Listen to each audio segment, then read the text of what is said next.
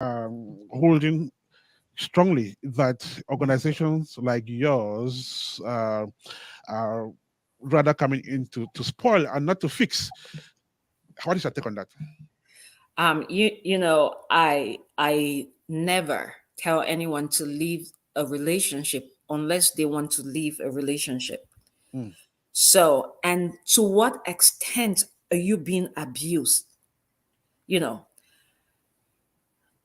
is your life in danger? Usually I say if you're in danger to the point where, you're being constantly physically hurt or emotionally hurt, both of them will kill you. mm, Because with physical abuse, your partner will kill you. If someone is beating you to the point where they're smashing your face against a bathroom mirror, they're smashing your head against the wall, mm, they're slamming you to the floor, or they're hitting you with object, there is a high possibility you would get killed in that situation. mm, Now, that's physical. If you're in a situation where you're being emotional to the point where you start doubting your own reality, to the point where they convince you that you're insane, to the point where you are so frustrated that you become suicidal, you will kill yourself. So, with the physical abuse, you may be killed by this partner. With the emotional abuse, you will be pushed to kill your own self. You will take your own life. So now, to what extent is the abuse, and how knowledgeable is your partner that they are causing this harm? Now, if this person is mm. aware that they are causing this extent of harm and they are unrepentant and they are a repeated offender, then your life is in danger. I would say completely get out of that relationship for your own sake, because, like I always say, you have to choose you, irrespective of what it is. Nobody carries a marriage certificate to heaven or to the grave. You have to live if you have children so your children can be safe and healthy. However, I do not walk into people's relationships and say, oh, you have a black eye today, time to go. No, you have to decide for yourself that it's time to go. So we provide you with the resources without immediately interfering with your marriage life. You understand? So it's either you're getting killed Mm. or you're going to kill yourself. But we would provide you with all of this information to make an informed decision about what you want for your life. So that's how my organization, that's how we approach these situations. And that organization is called End Domestic Violence with Lynn. Lynn is based in Maryland. And she's guest in today's edition of Apex Snapshots on Apex One Radio. We're going to take a very short musical break. When we come back, we will be wrapping up and we'll be talking about awareness. Is awareness sufficient? And what is the way forward? Are we going to be here next year to announce that the prevalence has dropped? Or we're going to keep saying the prevalence rate is increasing? Well, that is the question. When we come back, we will be doing the last phase of this show. This is Apex Snapshots on Apex One Radio. I'll be right back with you.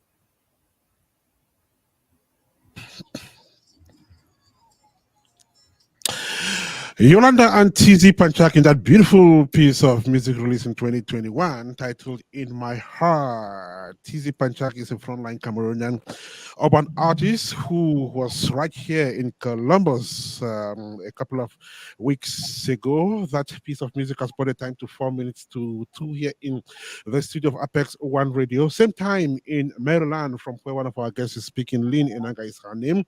She is the founder of End Domestic Violence with Lean. And of course, she's been accompanied on the show today by two other people who are quite versed in the domain. There is Taiwo on the other side.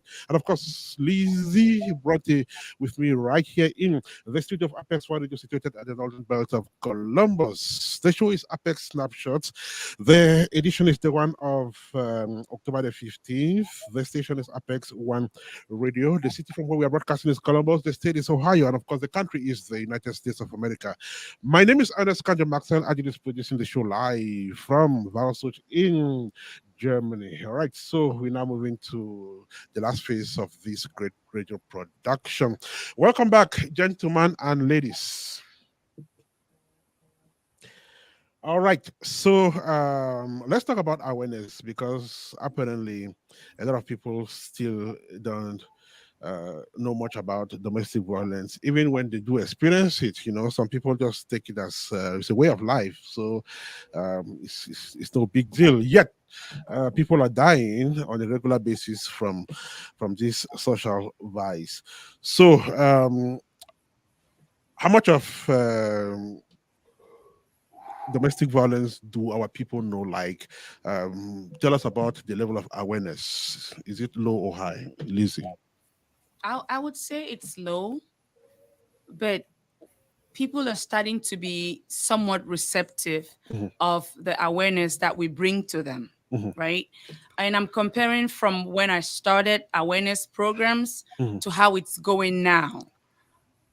Personally, when I experienced abuse, I was totally unaware that I was in an abusive relationship. mhm, I had to go to a community event where a social worker was explaining abuse. Just like Lynn said, mhm, she spoke about how to recognize abuse. mhm, And it felt like she was speaking to me directly.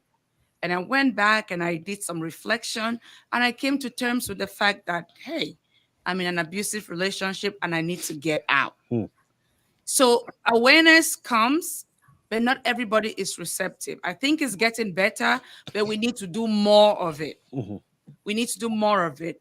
Now, one of the challenges that I face as an organization mhm, is that people who even show up to learn are tagged mhm, by others. mhm, And there's that aspect of somebody saying, I will not go to that Lizzie's program because I'm not in an abusive relationship. mhm, Well, you being aware could help save another person's life. mhm, Good for you, you're not in an abusive relationship, but other people are. And they don't have access to the resources that you have, which are the awareness programs that we bring. So if you can come and listen and learn something, you can help somebody get out of an abusive relationship. mhm, You can help somebody seek help. You can help children. What we're trying to do is get to the point where discussions about abuse are normalized in the community. mhm, I want my child to be able to tell me that, Mommy, he hit me. mhm, I should be able to intervene the first time it happens. mhm, And if he does it again, I should be able to get out of that house.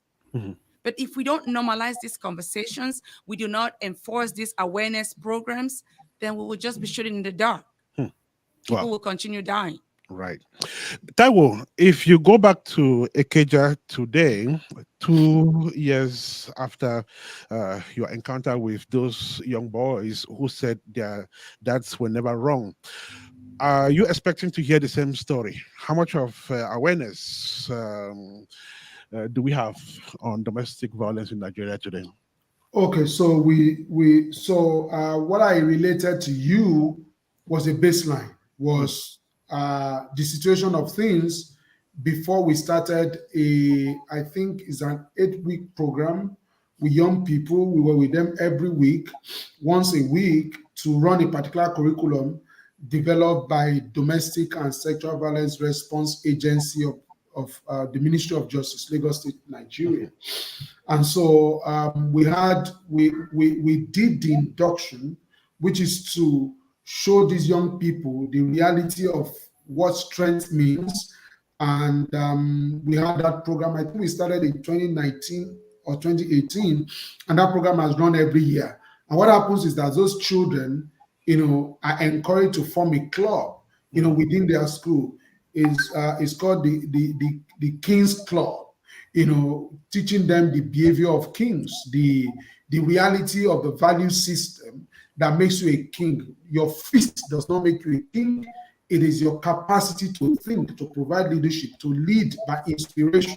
That's what makes you a king. And I can tell you that the program has made a lot of difference in the lives of those children. Now, I may not be able to speak statistically to how much change that has taken place in the communities. But I can tell you, for those children who have come for those programs, and for every year we host close to, for that period of time of working with children, we host close to 100 children, every year in different classes, different facilitators in different classes, working with children for like, I think 4 weeks or 8 weeks. And at the end of the day, they are released to form a group so that on their own, they keep the conversation alive. And I think we did an anniversary of the program, and we saw these children, coming to talk about what their perspectives were before the program and what their perspective is now. And I think that the program is gaining ground, is making a lot of difference. I think it's a program that should be replicated in other parts of the world, in other parts of Africa. We need to drum home this whole idea of positive masculinity. And I must end by saying that I've come to know that the story of a man is the story of his or her childhood. Maria Montessori says 80% of personality of every human being, 80% is formed in between age 0 and 6. Montessori says, she says that what you do to a child does not only stay in the memory of the child, it goes to the soul of the child. The soul is the seat of your mind, your will, and your emotion. Once you are damaged in childhood, you are damaged for life, except there is divine intervention. And see, that's why we say in our organization that our nation today does not have domestic violence issue. We don't have leadership issue. We don't have marriage issue. We are dealing with only one problem: mismanaged childhood manifesting at dysfunctional adulthood. That's what we are dealing with. And please note that no matter what happens to you, somebody threatens you, somebody insults you, it is what is inside of you that will come out. What is not inside of you cannot come out. Now, for example, Mr. Olakunle, I follow a lot as a mentor, he said that when you press a cockroach, blood cannot come out. Why is it that blood cannot come out of a cockroach when you exert pressure? Is because there's no blood in the cockroach. If you cut a human being, blood will come out. Is because there's blood in the human being. If there's anger in you, a little, whether somebody provokes it or not, the anger will find outlet. If there's no anger in you, if there's maturity in you, no matter what someone has done, your maturity will speak up. So the foundational point I'm trying to make is that today the stories of our life are formed in childhood. And that is why we in our organization, we know that it is from child's right to child protection. And it is from child protection to childhood preservation. Because a childhood that is not preserved will lead to crisis. And so for us, we know the terror of child abuse, whether domestic or public. And because we know that terror, we want men, we want women, we want children, we want communities, we want societies. We want so that we can preserve childhood, because a preserved childhood is what is going to lead to a functional adulthood. But a dysfunctional childhood will lead to dysfunctional adulthood. So every problem you see in society today is traceable from a misnomer from childhood. Go and watch CSI. Go and watch Criminal Minds. You will see the story of their childhood. Go and watch Jeffrey Dahmer. Jeffrey Dahmer. There are two documentaries on Netflix today on Jeffrey Dahmer. Go and watch Ted Bundy. Go and watch everybody who has troubled our world. As a matter of fact, I wrote a book, Why I Don't Ordinarily Rejoice on the Arrival of a New Birth, because I came to understand that giving birth to a child is not the joy. The real joy is how children are raised. That's why in that book, I did a biographical study of people who have messed up our world. And I found that their problem began from their childhood. I've not found one who did not have childhood dysfunction. Now, I also studied men who have blessed our world, who have transformed our world. I saw the role of fatherhood. I saw the role of motherhood. I saw the role of society. Barack Obama, who later became the president of America at the age of 47, experimented with India hemp at the age of as a teenager. It's a public knowledge. It's not hidden. It's on his Wikipedia account. He experimented with India hemp, but the difference between him and other children was because there were believers who did not define him by his India hemp smoking. They saw a precedent in him. They saw a greatness in him that was more than his behavior. They were able to tailor him. They were able to bring out that thing, greatness that was inside of him. So at the end of the day, it is about childhood. It is about the impact we make on the lives of children when they are young. That is why the book that I read says, train up a child the way he should go. When he's old, he will not depart from it. Thank you very much. When a child is old, he will never depart from the training he had when he was growing up. Taiwo, when you come back, it will be your last word. Okay.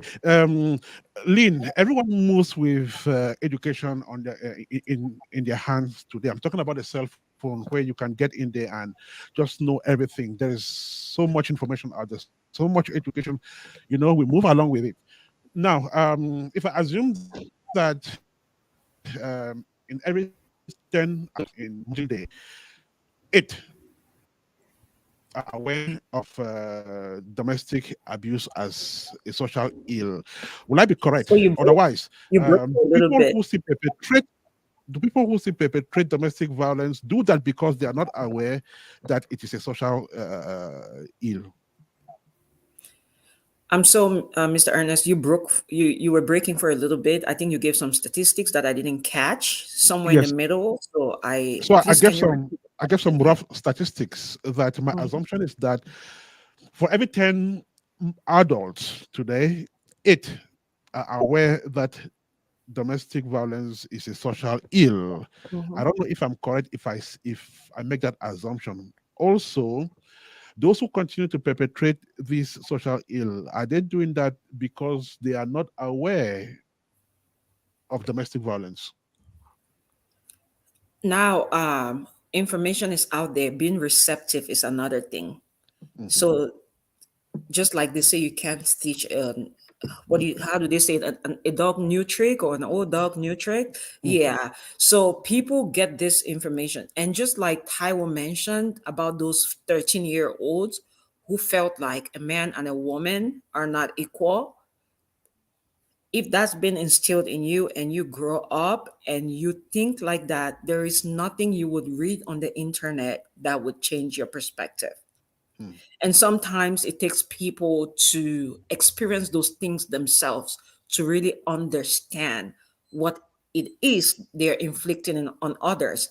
And then there are some people who are willing to learn, and then they get this information and then it changes their life. And also, we know our people do not read. We are all on social media chasing things that do not, benefit us. mhm, So, and sometimes it doesn't matter the amount of information we put out here on domestic violence. If it's nudes, everybody's going to go under it. mhm. But if it's valuable information, people Nobody. do not really read. You write an article, people do not really read. So a bunch of factors. Are people reading? Are people receptive to change? Cultural perspectives, religious perspective, because I would tell you, and I keep, hitting on religion here and there. That's another huge, huge factor that's playing a contributory role to all of these things, because I know a woman right now who in an abusive relationship had her third stroke from all the stress. And you know how stress weakens your immune system. and then it culminates to other things, and it just literally destroys your health. And her pastor keeps saying that she's living the will of God. And religion plays a huge part. The Lord doesn't like divorce, so it's a lot of factors. So depending on the socialization, religious affiliations, or cultural perspective, or just the values of an individual, uh that's how they would react to situations, because a man or a woman's behaviors are only influenced by the values that they have. Hmm, beautiful. So tomorrow, October the 16th, 2022, we'll have this public talk, organized by JLU, just like you. It's going to focus on domestic abuse, and organizers say it's going to be domestic abuse is more than just physical abuse. Let us talk about the telltale of emotional abuse. Lizzie, tell us about tomorrow's talk and how people can be part of it. Okay, so what we decided this year for domestic abuse awareness were to come up with a series of conversations every week, Mhm, Sunday specifically, because we wanted people to be able to join, and we mhm. found that Sunday was for the most part the days when people will sit home and chill in readiness for Monday. Okay. And what we did was we have different topics. We started with just going over the signs of abuse, Mhm, and Lean led that discussion with recognizing abuse. mhm. We also realized, based on people who contacted us, that emotional abuse is something we don't talk about enough. Okay. Most people really don't understand what it means, how it feels, what it's supposed to look like, Mhm, right? It doesn't look like anything. There's a feeling that is assigned to it. mhm, So we decided to use that moment to talk about emotional abuse. mhm, Tomorrow we're going to go deep into that. You saw there's a man on the panel. He's going to bring the man's perspective to the table. mhm, There's another female who's going to talk about her experiences. And she wants people to be aware. She wants both men and women to listen to her story and just understand mhm, there is something called emotional abuse. There is a reason why they call it the silent killer. mhm, So, how can people join? There's a Zoom link, but mhm, in order for you to access that Zoom link, you have to go to www.justlikeyouglobal.com, mhm, and you will see the event. The moment you RSVP, you will be assigned the Zoom link. mhm. All you need to do is click and join the conversation. All you need to do is to click and join the conversation. You can find the link on www.justlikeYouGlobal.com. That discussion will be moderated by Lynn Inanga with two panelists, a male and, of course, a female. Well, so take it again. That conversation will happen tomorrow at 4 p.m. Eastern Standard Time. If you are in Texas, it will be 3 p.m. Eastern, 3 p.m. Central Time, of course. So the appointment has been taken. Taiwo, briefly, just before we go away, your last word. What do you think should be the role of men in this very genuine fight against domestic abuse? Well, I think the role of men is to take leadership. Leadership simply means ability to take responsibility.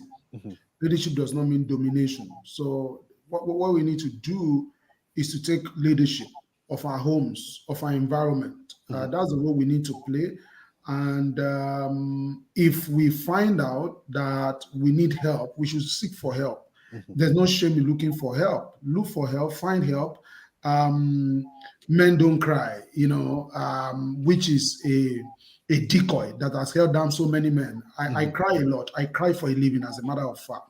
Uh, I find myself shedding tears. Mm, At, at I embarrass myself. I used to feel embarrassed, mm, but now I'm no more embarrassed. If I'm easily touched by issues, by things. Now, Mm. my cry is not as a result of being an emotional wreck. No. Crying is also a form of Cry, relief. I cry because of my humanity. I cry when I'm touched by a story, someone, Right. something, somebody does something. So, but I was told, why are you crying like a woman growing up? As if crying, was a weaker expression of emotion, Mm. and only women who are supposed to be weaker vessels were supposed to be found Sure. with that. So Mhm. I think we need to change that narrative. Men have to also lead by example. And what Mhm. I mean is that we cause a lot of problem with our culture. And how do we cause problem? You have two children, a boy and a girl, Mhm. and you come home and you see your boy child playing, video game or busy on TV, and you see your girl child also play. Now you turn to your girl child and say, my friend, won't you go and cook or do something? And when Mhm. your girl child is trying to show reservation, you say, don't you know you are going to get married one day? Now, these are subliminal effect. These are subliminal messages Mhm. that tells the woman that it is her responsibility to make marriage work. Now you're talking about food, but you are now children don't take words on the face of it. They take word according to a class and an image. So they go to think that it's my responsibility to make a marriage work. So when a marriage is not working, the woman stays in there thinking that it is my role to make it work. Mom said that I should go to the kitchen because do I not know that one day I'm going to get married? This thing that I've heard 20 times, 100 times in my childhood, my brother never heard it once. I never heard my mom tell my brother, don't you think you should go and do this? One day you are going to get married. It is only about me. One day I'm going to get married. So we need to deconstruct all of these narratives that enslave women, that make men to feel as if they are the lord of the manor, the lord of all, and they can lord it over women. So we have a lot to do, but men must take the lead in leading by example, in leading in conversation, in leading in leadership. Thank you. Men must take the lead in lead by Then let me quickly leadership. say that we Yes. have we have a conference coming up. Okay. Conference Women Working with Children is coming up on the 28th and 29th of October. Okay. Is taking place virtually. I can make information available to Mr. Ernest later. Mhm. And if you want to be part of the program, it's free. You can register and be part of it. It's our fourth edition. We started 4 years ago, and we Oh. look forward to having conversation with women who work with children and men who love them. We'll definitely come back to that upcoming conference and inform you better about it. Taiwo, we want to thank you so much for joining us on Thank you. this discussion. Yours was a very valuable contribution. Lynn, I'm going to end by asking you to establish the relationship between this and mental health. I know we don't have to roll out the possibility that some of the perpetrators of domestic violence do so, not because they want to, but they're facing some mental challenges. So, are we going to forgive them for that? Then you also run off by talking about tomorrow's talk. Okay, so first thing I would say is we cannot always blame a medical situation for people's actions. People need to take accountability. And the fact that people do not take accountability for their actions is why people keep abusing, is why people become repeated offenders because they have something to blame it to. They blame it to mental health or my village people or the rest. Mhm. So, with that being said, there are people who definitely suffer from mental health issues that will push them to act in certain ways. However, what are these people doing to better themselves so they stop inflicting pain on each other? Mhm. Again, we're back to accountability. We don't want to be in a situation where we are passing down trauma from one generation to another. Just because my grandfather had anger issues does not mean my father should have it and does not mean I should have it. There are resources out here that we can seek to take care of ourselves.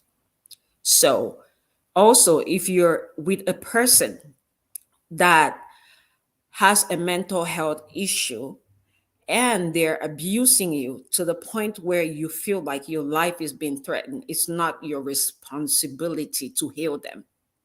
You can show them to the right path, but you're not responsible to sit there and get killed. mm, It's not your responsibility to adult another adult.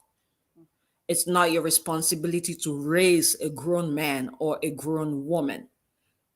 You can show them to the path of healing, but you're not responsible to heal them because you'll get broken in the process. And then the effects of domestic violence or any form of abuse on the mental health of the victim is far more destructive than we usually think. People leave these situations, be it physical, emotional, financial, whatever abuse people go through, they live with deep traumatic wounds. mm, I counsel people who have PTSD from this situation. And for those who don't know what that is post traumatic stress disorder. And we, growing up, we thought that only people who fought in Iraq or who went to the war dealt with situations like this. Domestic abuse situations will give you really bad PTSD. It would give you depression. It would give you anxiety. It would trigger high levels of stress, will trigger a psychotic situation. You will walk on the street and talk to yourself and rip your clothes and run naked because of situations like that.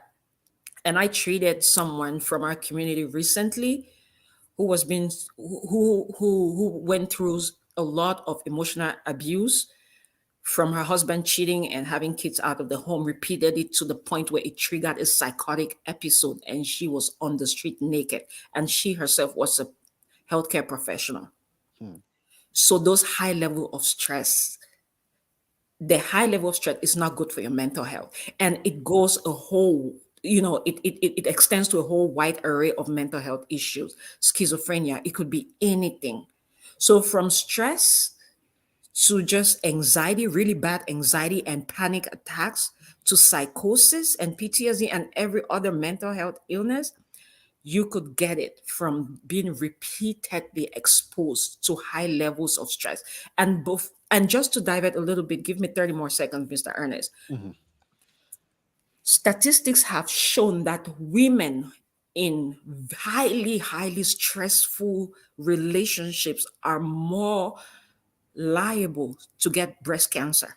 mm, So when you're stressed, the first thing it does is to weakens your whole immune system. And your whole immune system is weakened. So it doesn't only cause psychological problems, it causes physical problems in general. So those are the repercussions when you're exposed to those high level of stressful situations for an extended period of time. mm. Now, closing up with the program for tomorrow, we're going to have, like Mr. Ernest said, and like Lizzie said, we're working with JLU, which is a fantastic organization, and we are going to have two speakers, one man and one woman, and we are extremely excited as men are beginning to join this conversation. And we're going to talk about emotional abuse, the types of emotional abuse, how to recognize emotional abuse, and I will be moderating that tomorrow. So we are looking forward to having everyone join us tomorrow as well. And Mr. Ernest, I want to thank you for this incredible opportunity that you give all of us to come here and just sensitize and educate and talk about the work that we do. You're doing a fantastic job, and we really do appreciate you. We appreciate you as well, Lynn, for your resourcefulness. Thank you so much for joining us on the program today, and hopefully you will be back down the road. Just before we run off with Lizzie, who is right here in our studio, this message.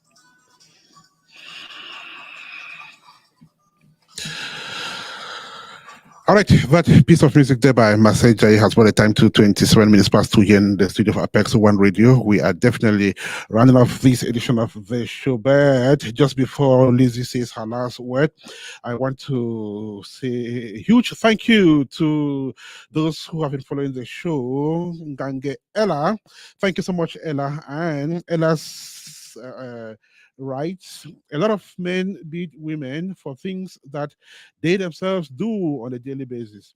You cannot love someone and then continuously inflict pain on them. That is not love. Husbands, love your wives as Christ loves their church. Thank you so much, Ella, for that beautiful message. Thank you, Princess Abid, for being part of this edition of the show. Thank you so much, Delaware Moguls, domestic violence. Your guests are wonderful. Praising the guests on the show today. Christiana Tellen is in Helsinki in Finland, and she writes, "The heart indeed speaks for itself." Thank you so much, Christiana, for your comment. Angel writes, "Selective mental health. If they have mental health, why not beat colleagues at work as well?" That's an interesting one. Lizzie, your last word, and we're out of here.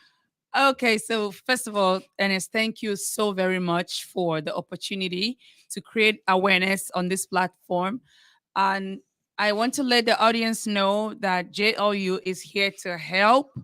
We protect people who come to us, we protect their information. We encourage everyone to reach out, even if it's just for a simple conversation. Let's talk. And we also encourage people to come to our awareness programs, because through these awareness programs, we're going to be able to heal, we're going to be able to understand and prevent abuse from happening in their homes. I want you people to think about your children, think about the next generation. If you can cope and deal with it, remember the world is becoming even more fragile for these kids. So let's protect them, let's teach them, let's empower them to grow up with that self-esteem, self-confidence, so that they will not tolerate abuse in any relationship. Thank you. Let's protect them. Let's teach them so that they do not tolerate abuse in any circumstances. Liz, I want to thank you so much for coming to the show today. Thank you. All right, so that's how we put in a full stop to this edition of Apex Snapshots, which came to you this day, October the 15th, 2022, on Apex One Radio. Special thanks to Lin A. Nangang, expert in mental health and activist in domestic violence. Thank you so much, Taiwo, the man of wisdom. I always call him the man of wisdom. Thank you so much, Lizzie Bronte. Hopefully, down the road, we'll be back to continue this conversation. Insofar as the social ill is still perpetrated. With that said, thank you so much for being part of the show. We'll be back during the week for more editions of Apex Snapshots. And until we meet again, it's bye bye from this end. This end. May God bless you. Have a rich weekend. Bye. Bye for now. Bye. Thank you. Bye.